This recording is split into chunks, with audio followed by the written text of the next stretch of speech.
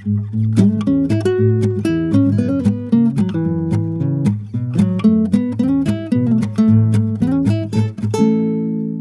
and welcome to Backyard Road Trips. I'm Zack. I'm Jim. And today we have Alexandra, the Bucket List Mermaid, with us. Thanks for joining. Thank you guys so much for having me. It's such a cool thing to be on this show. We're so happy to have you. To our listeners at home, because you can't see, this is a Zoom call, and Alexandra is in her RV right now. It's a beautiful setup. It looks nicer than our houses. So where are you right now? Just to jump into that part. Yeah, so I'm actually still in Colorado. I stay in the same location for winter, and then I move around for the summer, spring, and fall. So right now I'm just kind of moving around every 2 weeks, just adventuring, seeing everything, doing whatever I can. Wow. So why don't you tell us a little about yourself and how you became a full-time RV dweller and a travel blogger, and your whole life right now is wildly interesting. Yeah, of course. So basically, the short version is that I actually used to be in medical school.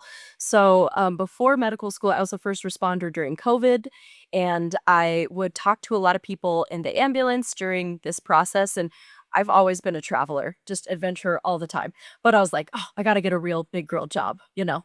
So I started talking to everyone. I said, oh, hey, where's your favorite place to go? Where's your favorite place where have you been? And a lot of people didn't say what I want. Everyone is like, oh, I just ran out of time. I, said, oh, I'll do it when I blank, when I get a family, when I reach that income, all that stuff. And it just made me so sad. So when I was in med school and just studying my butt off, I just ended up, I just was like, I'm not sure that this is my purpose. So talk about a quarter life crisis here. I literally quit, sold everything, moved into an RV, became a mermaid, and now just work on, inspiring others to live adventurously too. And I feel way better. It's awesome. Yeah, that's And incredible. How long have you been in this lifestyle? The RV about 2 years, and I've been blogging for about 2.5. Excellent. Okay. That's, such an inspiration, especially for us, that.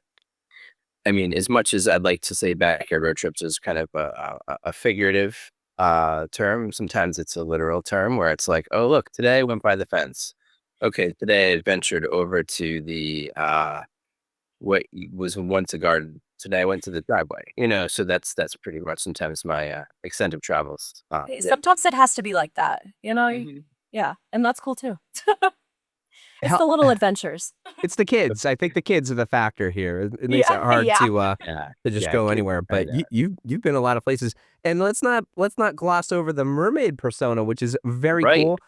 My wife has so many questions that she wants me to ask. We'll get to those later. But you've got this massive and cool tail that you go with like a lot. And so, like, can I just ask, like, traveling with that, and like, are you hiking with that? Are you like carrying that onto the plane? What is the logistics of the tail? Oh yeah, this is a very good question. So I actually have multiple, and they're for different uses. Oh my gosh! So go into so all the detail, please. Oh yeah, Yeah. yeah.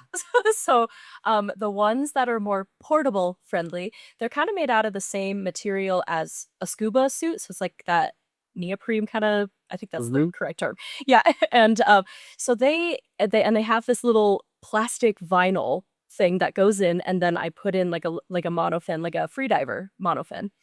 And so I can either do that, and that is pretty easy.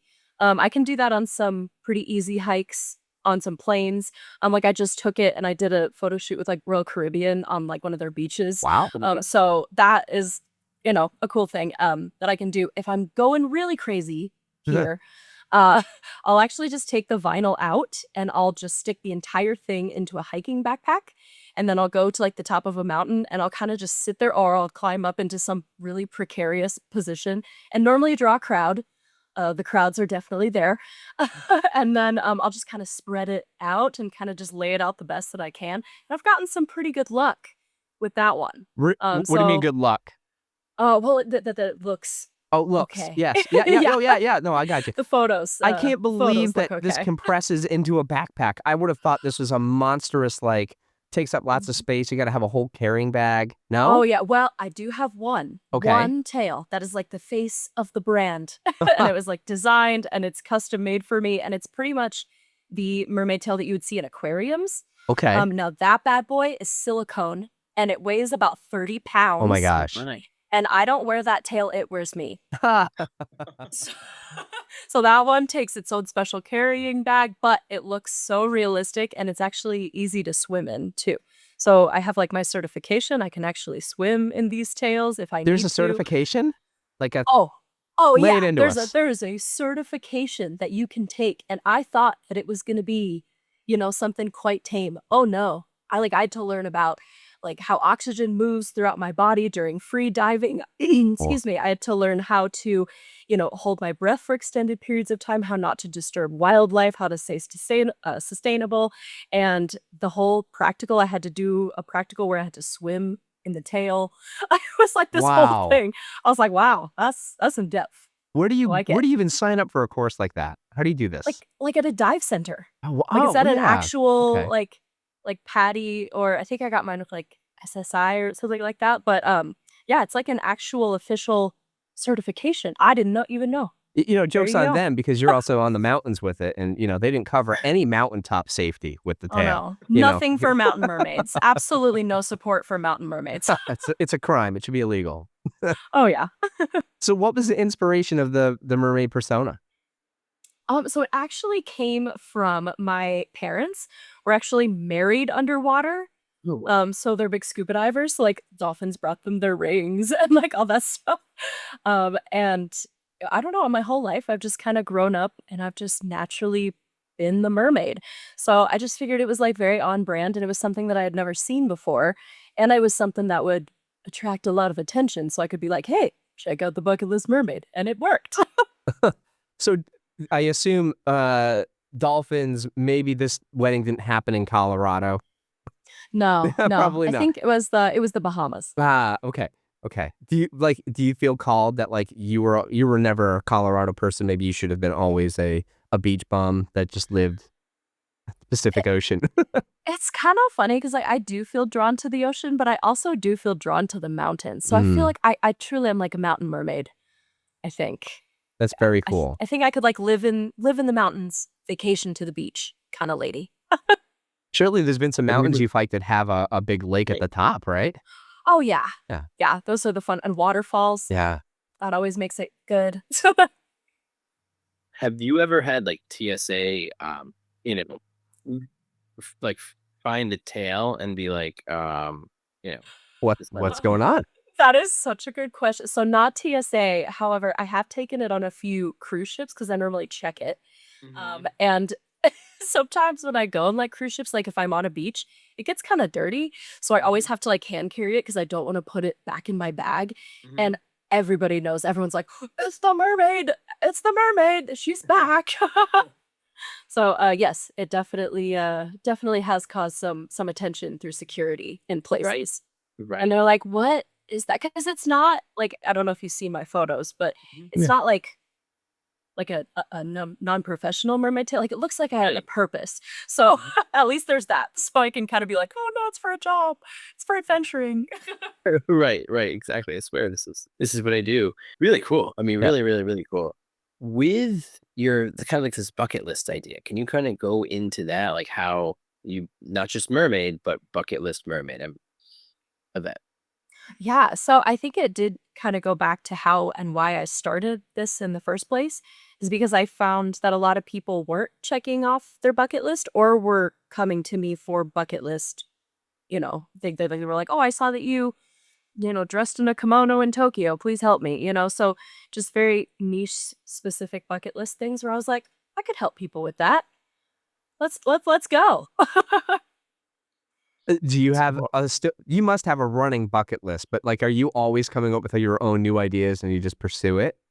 Oh yeah. And people love to talk about their bucket list. So I consistently just get new ideas. Or they're like, "Oh, it's on my bucket list to like kayak with penguins in Antarctica." And I'm like, "Well, there you go. Got to add that now." So I just constantly get inspiration from everybody else like you guys. what's a bucket list item that you initially heard and you thought, oh, that's nice, but that's never going to happen. That's totally impractical. That like then happened. Um, Probably the one that like surprised me the most, where I was like, oh no, absolutely not. And then I actually did it. Was probably last year. I was in Yosemite with the tail, and somebody was like, "Oh, are you gonna do Half Dome?"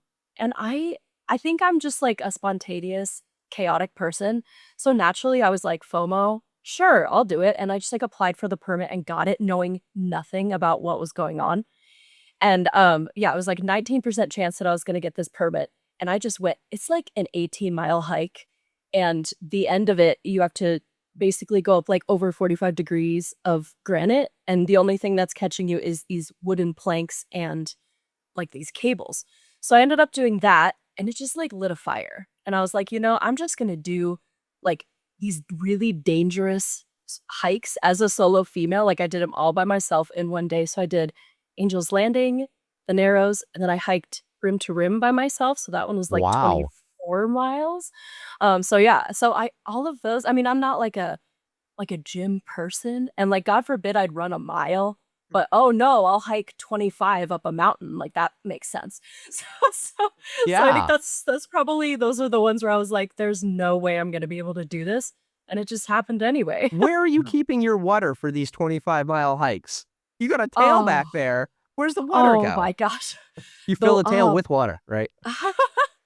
yeah, water. Actually, the half dome was okay, but rim to rim, I was actually getting a little scared I've with heard that one. Angel's Landing is it can be a pretty dicey if you're out of water. So you would know. You're the expert, right? Yeah, Angel's Landing, that one was like a butt clencher. Sorry Yeah. to like I really can't Oh, we can say sugarcoat it. that on this radio. Okay, Yeah. good. Yeah. There Butt you clench go. is okay.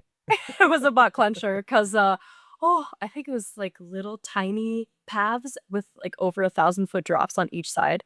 I think it's rated like one of the most dangerous hikes in the US, if not the world. Oh my god. That one's a crazy one for sure. Jim, that kind of, I mean, like, kind of a lesser extent, Jim, not trying to downplay your hiking. But I feel like you kind of are able to hike these, you hiked Katahdin, you hiked Mount Washington, etc., and then you will run a mile. Yeah. Running. Well, yes. Running sucks, right? Right. Can we? Yeah. Zach's a No. runner. I hate running. Running's the worst. I can run, but I mean, the idea of climbing something like that, I'm like, no, no, thank you. Yeah, I've been to Yosemite. I There's a didn't do any reward of at those the things. end of hiking, though, right? Yeah. Yeah. Running is just torture. What do you get at the end Yeah. of running? Nothing. Sweat. I know. But Yeah, well, top of the blood and mountain is tears. just beautiful. Yeah. Right. Yeah. Exactly. Yeah. We're I due it for the totally gram. So how do you decide what gets added on your bucket list, like your running bucket list? Like I know we talked about that you're going to interact with other people and you're going to get ideas for that. But are you coming up with things as like you're going on cruises and things like that? I think I just kind of let whatever is meant for me happen, because I Okay. think the best bucket list things happen honestly when you don't know they're going to happen. You're like, oh my gosh, that is so cool. And I just did it. And, I had no clue that I was going to do it. So I leave a little room for just that spontaneity of, just, oh my gosh, how cool. And then the other things I just research, I do a lot with like seasonal bucket lists. So like Mm-hmm. the best things to do in July or the best things to do in spring. So that's kind of another place where I get some of my ideas. And then I just try to do as many of them as I can, and then just make these like detailed guides so that other people can do it too. How long is your list right now? Oh, it's so long. It's Like so long. 20, 200, 2,000? What's I'd probably say, I mean, I have like a notes app in my phone that I just like, I'll put them on. They're like, oh, you need to try this. And I'm like, yes, I do. And I bet that list is, I'd say probably at least a good 100 or two. Wow. Okay. Now, you said you're in Colorado right now. What are the places that you've been to most recently, as well as what do you have coming up on deck? So most recently, I have been taking a deep dive into Colorado just because it is so, so beautiful. And there's a lot of really good hiking and mermaid spots here that people can go to. So yeah, I've been doing a lot of Colorado. As I said, last year when I did that whole thing, I went all the way to California and then just kind of zigzagged my way back through Nevada and Utah. So as I said, I went to Zion, went to Grand Canyon, went to Bryce, went to just like a ton of national parks. out there and tried to just do the biggest and baddest hike out of all of them. So that's kind of where I've been. I think moving forward, I would love to go to like the Yellowstone area. I cannot believe that I haven't been to that iconic place yet. Oh, yeah. Yeah, oh my gosh, I'm so excited. Or like maybe Glacier, do some of that. Maybe like the Grand Tetons. So maybe do some more national parks, more hiking. So I am going to the Albuquerque Balloon Festival, so I'm super excited about that. Now, with the places that you go, are you contacting? I mean, if it's a park, you're probably not really contacting, but are you organizing ahead of time with any organizations, or are you just kind of going and then experiencing it and then writing about it? Like, what's kind of your the process that you have for that? So I think it kind of depends on the place. I do like to go if it is like a national park or something along the lines of that. I do like to talk to the rangers and A, give them a heads up that I will be a mermaid, and B, that I just want to hear about the location. So I just go with like a little voice recorder in my notepad. I'm like, okay, give me the lowdown on the best thing I can do, tips that you can give to other people. So I try to go straight to the source just to get as most accurate information as I can first. And then I just kind of leave room to just explore an adventure. Can I tell you what's That's on my cool. bucket list right now? Quitting my job and traveling the world as a merman. Tell me how to accomplish Yes. this. Okay. Yes. I love that. We need more mermen. Yeah, okay. I'm your guy. So what's the salary like here? How do I get I how love do I get into it. this? Oh, lots of blood, sweat, and Yeah. tears, but not as much as running. Yeah, yes, you're exactly right. I'm with you there. Actually, that is a good question though. Like, as for someone who wants to become a solo traveler for their career, for their livelihood, what are the steps to do that? Hmm. That's a very good question. It's a very long question. Hmm. It is definitely not an overnight success. I have definitely, you know, built my quote unquote business from the ground up. And I think probably the biggest recommendation that I would have for people who want to do this lifestyle is A, diversify your income streams. So, as many ways that you can funnel in money for different areas, that is definitely helpful. And then also just step out of your comfort zone. A lot of people are like, I don't know how you can go to these places and, film and be a mermaid. And I'm like, yeah, well, I get insecure sometimes too. It really takes like a conscious effort because everyone's looking at me. And sometimes I'm like, oh, don't look at me. But, it just really takes a conscious effort to step out of my comfort zone and just be authentically who I am. So that would just be like my biggest advice. Just go for it, diversify your income streams, treat it like a business, not a hobby, and yeah, and then yeah, just pour your heart and soul into it. I just love what I do. I love the RV lifestyle. I love inspiring other people to take those road trips and go adventure. So it's quite easy for me, honestly.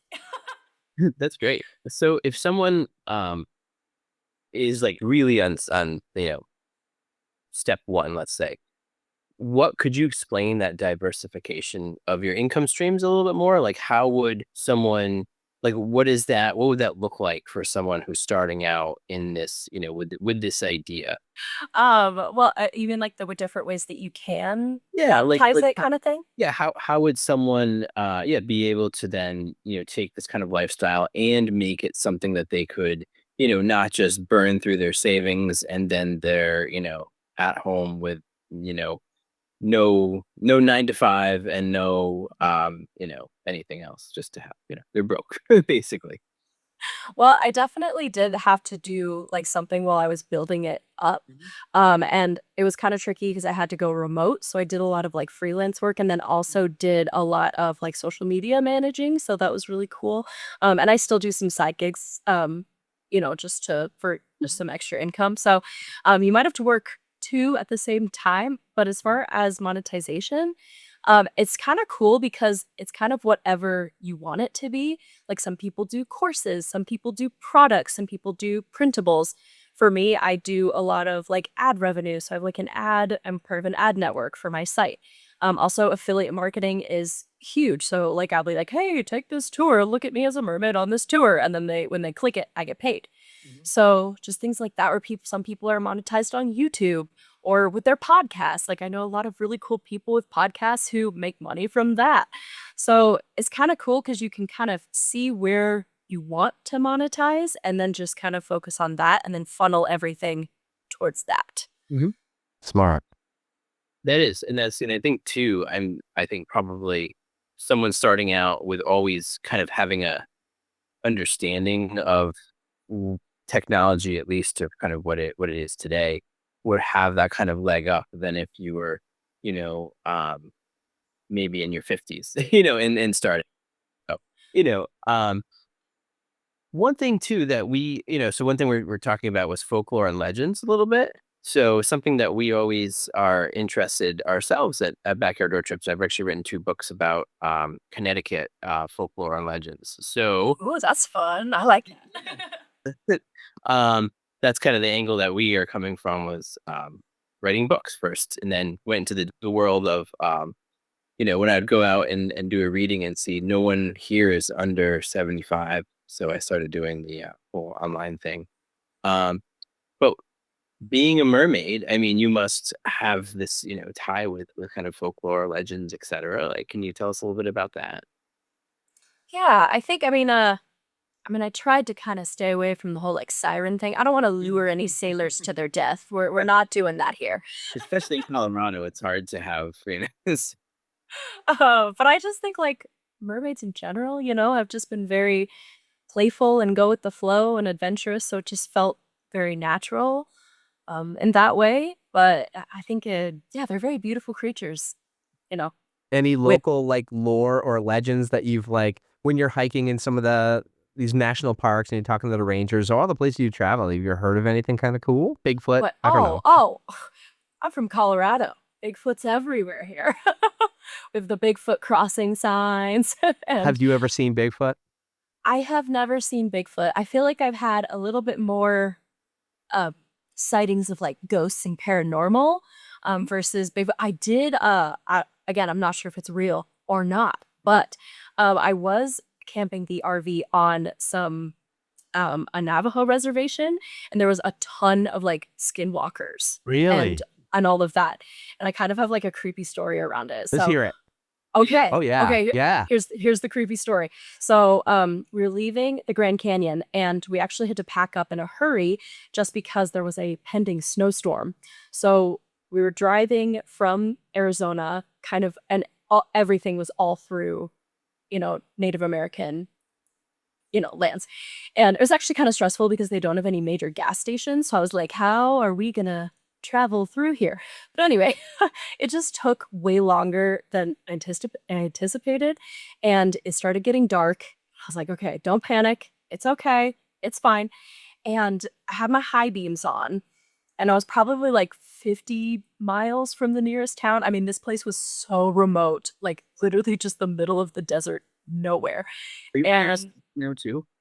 so I was actually with my mom. So she was driving and I was in the passenger seat and we were just so anxious and getting ready. And so we had our high beams on. So we would have seen anything coming. And then all of a sudden there was this like figure man. I thought it was a dude. And he was just on the side of the road, but we didn't see him until we were passing him. And it was probably only like 4 to 5 feet away from the RV because I thought we were going to hit him. I was like, oh my gosh, slow down. But I was like, where did he come from? Why didn't we see him before? And she was like, did I almost just hit someone? I was like, no. And then we mentioned it to the people. We're like, do people just walk these highways? And they were like, oh, well, there's skinwalkers out there. And I was like, that's great. Cool. Awesome. That's super cool. When can I leave? Awesome. So that's my skinwalker story. Wow. All right, that's a good one, Zach. I'm gonna put Jim, that do you in know there. what a skinwalker is?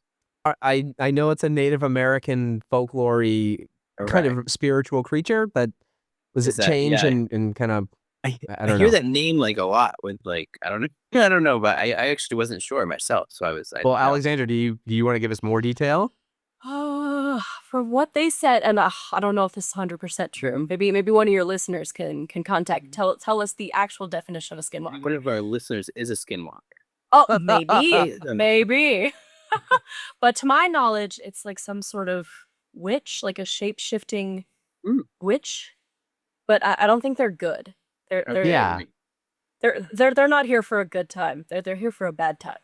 As far as They terrorize. Yeah. yeah. They're not here for this. They get really close to my RV and freak me out. Yeah, definitely. Oh man. So and you said you had other kind of like paranormal, like weird things Ghosts? happen? I love ghost things. I think it's fascinating. And there's a couple places in Colorado that are quote unquote haunted. So, like the Stanley Hotel up in Estes Park. I've been there, but yeah, that's just Park, sure. Yeah, so I actually stayed in the room where Stephen King wrote The Shining. Oh wow, cool. Yeah, so that was really, really cool to see. Yeah, Went on like all the ghost tours and all that stuff. It was super fun. definitely. That's awesome. And speaking of Colorado, I mean, talking about backyard road trips and typically exploring our own backyard, since Colorado is where you're from. You seem to be spending a lot of time there lately. What are some backyard road trips that you've been taking in your home state? Oh gosh, there are so many cute little mountain towns in Colorado that are so worth exploring. And there's also a lot of great hiking. Like I don't know if you guys are familiar with the term 14er. Mm-hmm. 14 Jim, over if you 10,000 feet. Is that it? Yeah. over 14,000 feet. Yeah, Jim, if you're a hiker, you need to try it. I think the elevation of being that high for New Englanders is I've heard is a struggle. It's definitely. We actually had someone come out from Florida, and she was a triathlon. So she was like, "Oh yeah, it's totally fine," and she ended up. She kind of was like drunk on there, and my parents. She was a friend of my parents, and they were like, "Oh, I think we need to go down a little bit." But yeah, it's very very high elevations. But Coloradans are kind of obsessed with them. Like we're like we need to check them off like our own bucket list. Yeah, tough stuff. The air is so thin up there. I did go the highest. I camped at 15,000 feet and then went up to 17,000 feet in Peru. So that was the highest I've ever been. But those 14ers are no joke. That's insane. The highest we get is 6,000. That's the highest on the East Coast. So that's like half of like what you're used to. And it's funny because at that 17,000 feet, it was in Peru. And people were like, was it so beautiful up there? I was like, no, everything was dead. Like there's nothing grows up there. How did you, so you must have been way in the Alpine zone, like camping, and like, did you have to have like a crazy tent and all insulated and all that? Yeah. Oh yeah. It was freezing. Yeah. So that was Salcate Pass. Then we went over to the Incan Trail to Machu Picchu. And I think it was like 7 days over 50 miles or something like that we ended up doing. And when we camped at 15,000 feet, it was my idea, of course, because I'm always like the one who gets people into these situations. And that night was so rough. And we had like hot water bottle bags like underneath of our armpits and like between our legs just to try to stay warm. And I was like, oh my gosh, everyone's going to hate me after this. Like, because I made everyone do this. Did they? Were they? Was that their bucket list? They never wanted to. Yeah. But after they were like, thank you. That was very, very rewarding. But during it, they were like, I'm never going traveling with you ever again. I imagine that's what runners feel like when they're running. Zach, is that true? They hate you. Do you really secretly hate it when you're running, but after you're happy? Is that the secret? I'm not like a marathon runner. I'm lucky if I get 5 miles these days. Have you ever had like a runner's high? I mean, I live right on the ocean, so I just like to go there and just kind of like I do it as a little escape and just to kind of like get out and sometimes just even walk. You know what I mean? Just to be like, all right, it's beautiful and I'm outside and it's wonderful. It's a nice day. So I think you should have just told me that you're a marathon runner because I would have believed you and I would just had this like insane respect for you. Marathon runner, yeah. Now she hates you, Zach. I still have respect for you, but I would have had more if you would have told me that you're like, yeah, I run a marathon every weekend. And I would have been like, ew. The longest I ever did was 17 and I was training to do a marathon distance. I don't like running with people. So, and I was like, I'm going to train for a few months. I was young at this point in my early 20s. And so I'm going to do the longest day of the year. So it was like June 22nd or whatever it was that year. And I got out and I did 17 because I had shoes that I was wearing since high school, which I didn't supposed to get new shoes and my feet were a mess. And this was before like you had phones on you and before there was, you didn't have like, I had no wallet, no way to communicate. So I was like, I just got to run all the way back. So that's 17 miles. That was it. That was the longest I've gone. That's and it. I just kind of out of that. So yeah. So okay, the respect's back. There it is. But never any more than that. So that's still impressive. There you go. I did a half marathon and it almost killed me. So a half marathon is amazing. I mean, I've never done that. I don't like people, so I wouldn't really want to run. He's a very social guy. I don't know why he says that. He's a nice guy. Okay, yes, I was being a little bit sarcastic, but I don't like actually like running with other people. It's kind of like I don't like hiking with people. So yeah, I wouldn't like running with people either. Yeah. You're like, I'm in the zone. I need to be in the zone. Yeah, and I want my music. I don't want to really talk to anybody, and I mean, so that kind of thing. So nice. So, anything else you want to talk about Colorado, or should we move on to the next? Maybe like some specific spots. Sure. Yeah. What do you like? Yeah. So obviously, like the big ones, like Maroon Bells and Hanging Lake. Those are some pretty like iconic hikes with mountain views. I just got back from a place called Rifle, and I don't think a lot of people know about it, but that's where Lauren Beaubear was from, right? Bro, what's her face? I don't know that person. Who is that? Yeah, she's in Congress. Oh, We're controversial. So it's like 500 others. Yeah. Well, there's a lot. She's controversial. There you go. Okay, so it's from Rifle. Rifle, Colorado. It's just like this small little town, and then go in and there's this small little walk, and then there's just these 3 gorgeous cascading waterfalls. And you can hike a little bit, like it's only like less than a mile, and you can go up above. It kind of looks like Star Wars, like when they're like in the tree houses. Cool. So it kind of looks like that, and then you can keep hiking, and there's like another waterfall that's all hidden, and I don't think anyone goes there. So if you're looking for some Colorado local hidden gems, there you go. Cool. Oh, that's great. Have you ever been out to Connecticut, out to New England? I have not, but I heard are like the fall leaves really good out there? That's what we're known for. Like, yeah, foliage, I have definitely heard of this, and that is on my bucket list. So you got to do it. Also, you got to hike in the White Mountains or the Adirondacks so you can compare it. Oh yeah. See, still adding things. Yeah, it's just never-ending list of this bucket list. She had a restaurant in Colorado. I just looked it up in Rifle, and that's where she had a restaurant. Oh, that is so surprising because I feel like Rifle, there's like not really a lot there. And you could actually bring weapons into the restaurant. I guess that was. Oh, there you go. It is the Wild West. What is this, there. Texas? Come on, Alexandra. What is like one of those in like your state? shoot-offs? Right, and I mean, like go to places and then shoot. Yeah. What is that called? Like a shoot-off? Yeah, no one paid for their food. They just, stood up. They just held up the place every time. So that's it. So, when Smith and Wesson talk, people listen. That's right. Yeah, from Connecticut, and then Springfield, Mass. So, going back. So Connecticut. Have you never been to Connecticut? No. Anywhere on the East Coast at all? I haven't. Not in the RV. But just like New York and a little bit down there, New Jersey. A couple other ones over there, but nothing in the RV. And I haven't done a lot of like hiking. It's more been cities. Yeah. That I've done. We don't over have there. any.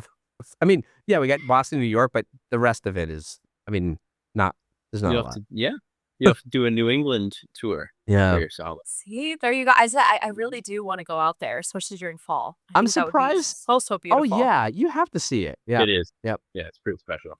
I was going to say that. We get some good like aspen trees. Like they, there's some really. I went out to like the Great Sand Dunes. Nice. And there was just like aspen trees everywhere. Tried sandboarding, fell on my butt. It was great.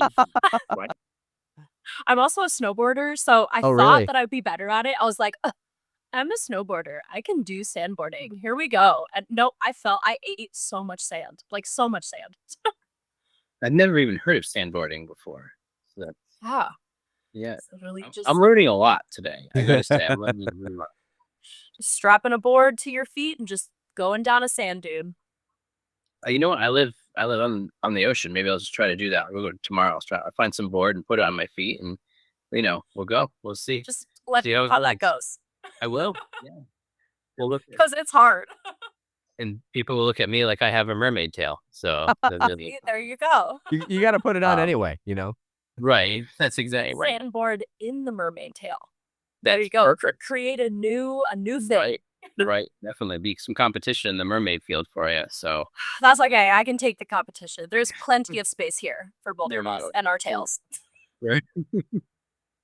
All right, you were talking. So go ahead. You told some great stories Are there any other wild stories that you'd like to share with us? I mean, you said things that have already kind of pretty much blown my mind, but like anything else that you've got on your list that you'd like to? I have so many. Like, you gotta like narrow it down. Like, are we talking like scary stories? Are we talking funny stories? Let's do one of each. Yeah. Let's do a funny and scary. That sounds really good. Hmm. Let's see. I think well, the scary one, probably like my craziest one was I was scuba diving in Hoi An, Vietnam, and I was drift diving and I lost everybody, like everybody.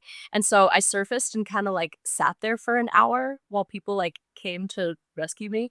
Wow. But that's not where this story gets good. So I had an that wasn't the ear good stuff. piercing. Okay. I think it got infected while I was sitting there. And I had to like take it out, like surgically take it out in Ho Chi Minh. Oh my gosh. And I was like, "Oh, it'll be fine. Like they'll just like we cut it out." But she like came in and she like held down my head and just like cut it out of my ear. Oh my gosh. Oh, that can't possibly help the infection, right? I know, and I was like, "Oh, okay." And then so I crossed the border into Cambodia after like post-op, like trying to heal my ear, and and I went to go get the stitches out, and he had to bike to the nearest town to get sterile tools. Um, and basically, he was like, "Oh, I'm so sorry that you have to wait. Do you want a snack from my village?" And I was like, "Sure, I'm down." And he just like gave me a tarantula. What? Like Yeah. live cooked? How do you No, prepare tarantula as it a was snack? just like as a snack, and I like felt like I couldn't be rude, so I took it and I ate it, and it kind of tastes like beef jerky, and Uh, I don't know if I can eat it uh, again. Like it just kind of like ruined the whole thing. But I was like, when in Cambodia. I There guess you go. so. Are you an adventurous eater? Can you just eat stuff like that? Oh no! Like when I was growing up, my idea of like a good meal was like Kraft mac and cheese and hot dogs. So this was like my worst nightmare come true. Oh yeah. Oh, was I was it like, hairy? yeah, it Oh was jeez. hairy. Ugh. It was so Ugh. gross. But you ate the whole thing, or was it like Oh part? no, I was like, I'll take a taste. That's all. Yeah, how was this prepared? Was this on a plate? Was this on a stick? What do you have to do to eat this thing? It was just kind of like on a plate. And I'm sure he was like, watch this. This is gonna be the funniest thing. Like, Oh yeah, we're trick gonna the get this girl American to eat over some here. tarantula. Yeah. He gave it to She me. thinks it's a delicacy. Oh yeah. Wow, that's crazy. All right, that's a good one. Yeah, definitely. How about something funny or mishap, or you got any good mishaps? You must have. Oh my goodness. I'm trying to think. You ever forget your tail? No, I don't know, I have puncture a never hole? actually. No, that's all right. Yeah, I'm knocking on wood here for you. I'm not trying to Yeah, jinx nothing no, for you. we're not gonna do any punctures in the tail. No, Yeah. no. Okay. I'm trying to think. I don't know if this is really funny, but we had to move the RV in a hurry to escape a forest fire once. Ooh. Yeah, that's pretty wild. Literally. Where was Uh-huh. that? Yeah, so that was up in Buena Vista, and we were at this little tiny ghost town called like St. Elmo, I think is the name of it. And we were coming back, just having like a grand old time. We like ate some pizza, and we're like, "Oh, there's a fire!" And then we just kept driving towards it. We're like, "There's a fire! Like there's a fire!" And we could like it was so close to us, and we're like, "Do we leave? Do we pack up? Do we just start driving? Like where do we go?" Because my RV is huge. I'm like a semi truck. Just imagine a red-haired mermaid driving down the highway like a semi truck. There you go, and that's me. So we can't just like pick up and go. Like it's not like I'm living in a van. So and then we woke up the next morning and we got the evacuation notice, and it was like I could just feel it in my entire sinuses and my like it sounded like I was sick. We're like, okay, let's leave, and everyone's like going and leaving. And yeah, it was a crazy experience for Wow. sure. You got to write a book. Do you have a book? I know. I need to write a book. Yeah. And I was thinking of my funny ones, and I don't know. I feel like they're kind of inappropriate, and I'm not sure I can say them on here. Okay, so here's a funny one. It had to do with my ear, and so a lot of my friends went on a boat, but I couldn't get my ear wet. This was in Cambodia, and so I decided that I was going to treat myself, and I was going to stay in this little like treehouse thing. And so I was like, oh yeah, let's go to this treehouse. And every morning I would walk down to the beach and I would get a pineapple smoothie and they would be fresh every single morning.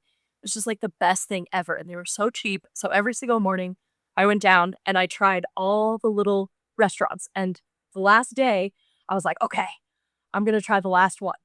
And he went to me and he was like, oh, do you want normal pineapple smoothie or do you want happy pineapple smoothie? And I was like, well, I don't want a sad pineapple smoothie. So I took the happy pineapple smoothie. Was totally drugged. Like I had no clue what it was with. Oh no. Like nothing it. And they found me just like sitting on the beach like hours later. And they're like, what are you doing? And I was like, just like pretty sure I solved world hunger, but I had no clue that it was, that kind of drink. So yeah, still don't know to this day what it was. But yeah, that's how I accidentally drugged myself in Cambodia. On pineapples. Pineapple drink. Pineapples. Yeah. This it was is not fair. intentional. I did not mean it. They We should have never do. advertised it a little different. The thing is, if you started with that, you probably wouldn't have gone to all the other ones. You've been like, oh my God, these are all just a front for, some kind of leasing. Pineapple smoothies. Right. You're taking trips on all kinds of levels. Yeah. Oh, Right, yes. exactly. Not just trips on airplanes. So looking at your site, you've been literally all around the world, which is, amazing. We're going to play a little game. And there's one place that I've seen that I have been that you haven't. Okay. What about 3 guesses per both of you? What do you think? So we're guessing at which country you've which been country to that Alexandra yeah. has not been. And I'm not saying I'm such a world traveler, just to preface this. There's a lot of countries out there. Can we narrow this down a little bit? Yeah, it's in the world. Oh, okay. Yeah. It's not the moon. Right. Not the moon. It's a real country. Zack is running to the moon. Just run straight through it. It's not like, I saw on the map on your website, it doesn't go into like tiny island countries on there. So it's not a tiny island country. Maybe I'll take a guess because I haven't done as much in South America. How about Brazil? I haven't done Brazil. It's on my bucket list.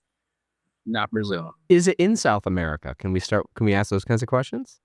Sure. Have you think I've been to South America? Is it in Europe? It is in Europe, yes. I will guess Portugal. No. Vatican City. I've been to Vatican City, so that's no. I have too. Ooh. Yeah, exactly. You share that. You gotta see the touching hands. Right, exactly. On the Sistine Chapel. Oh, cool. I will go with Sweden. No. You haven't got any guesses? That was already 3 for Alexandra, so Jim's doing leading questions. That's it. He's not actually trying. I don't know, man. Spain. No. Okay, we blew it. One more. Alexandra, go for it. I'm gonna go with Romania. Ireland. Ireland. Man, that is one that I would love to go. And I have so many friends that are in Ireland. Never been. Isn't that so sad? That threw me off, Alexandra. I would have assumed you were an Ireland girl. Like you've been everywhere. You've been to Machu Picchu. Why were you not been to Ireland yet? That's crazy. I know. I need to go. And it's one of those where like you haven't been. So I should have guessed that. But I was looking at the whole thing. I was like, oh, that'd be kind of fun little trivia question. So what was your favorite thing that you did in Ireland? Give me some bucket list info. I was 10. I was offered a beer. I remember that. I love Ireland experience. Yeah, I loved the castles. I remember really liking Dublin. Sorry, the cat's like slamming the door over here if you're hearing loud sounds. Cat, get out of here. Yeah. Ireland was really, really cool. I'd love to go back. And I remember really enjoying Killarney. That's a big touristy spot, but I remember Killarney. It was like the Killarney, I don't know if it was National Park, maybe. And there's the house, like the something cross house that was really in the park that was beautiful, and taking like a horse and carriage ride and this and that, and the burn was really cool. And definitely like the kissing stone where you like lean back and kiss the stone. No, we didn't go to Blarney. We said that's like a huge tourist trap that we're like, I really want to like touch it, like put my mouth on a rock that like everybody and everybody. You want to kiss like 2 million people? What's wrong with you? sounds enticing. But yeah, but wasn't on our list. So it's one of those places I've always thought I'd be back to by now. And That's super cool. See, now I need to go. that's it. I really sold Ireland on you. So Yeah, I feel like most of my friends are from Cork, so I probably need to do Cork, but I have no clue what to do near Cork. yeah, and that's the thing. I mean, traveling is so cool that you're able to kind of go and explore somewhere and just in a lot of times I've found just excellent destinations that you'd never think about. I mean, even in our own country, like one of my favorites is going to Detroit. It's like I went to Detroit and had just had a ball, kind of like a wonderful, wonderful time. And it was at the time when Detroit was making the cover of Time magazine as the most blight in North America because it was this was right when the recession, wait, and I was like, all right, I'm gonna go travel to Detroit and see what's there. And it was just such a cool, like vibrant in a weird way city, like a lot of like artists and a lot of small business owners and entrepreneurs that were kind of doing great things. And just because part of the city block was abandoned, the other part was really thriving, and they didn't show that. And I'd love to see it today, but it was like that's what I really enjoy about traveling. But again, I'll say backyard road trips here. Usually we're just exploring what's in our own backyard, but it's still super cool. This idea of meaningful travel, whatever you do. So, and it sounds like you're doing meaningful travel all over the world as well as in your home state. So, kudos to you. It's awesome stuff.